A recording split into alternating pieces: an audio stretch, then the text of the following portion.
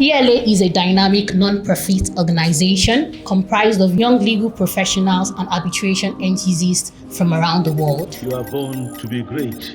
You are born. We are going to dissect and review arbitration-related court decisions that has been held in second quarter of 2025 across Nigeria. What is the main difference between the threshold under the Arbitration Act, that's the Domestic Arbitration Act in South Africa, and the International Arbitration Act? Basic principle is that an arbitrator is entitled to get it right or get it wrong.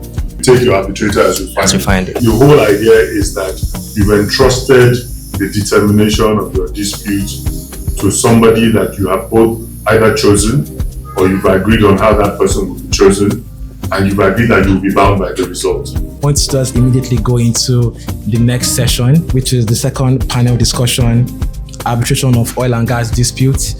Join me, welcome Samuel Ehiwe, legal manager, Tahara Group Limited, Bola Atitebi, Group General Counsel, Nestor Limited, Wale Aroge, Legal Counsel, Dangote Industries Limited.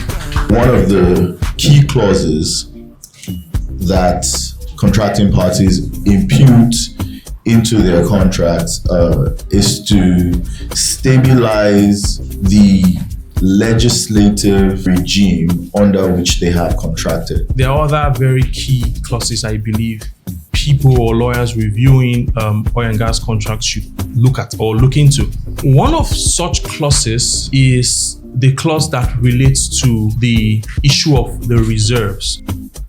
Because you need to have an authority to actually bind a company you're executing the contract on behalf of. Key thing we look at is the reputation of the arbitrator. The reason why an arbitration tribunal would call on an expert, or the reason why they would need an expert, is because there are gray areas they need an explanation. So you bring in someone who can speak to those areas with clarity, right? And who has high reputation on areas like that.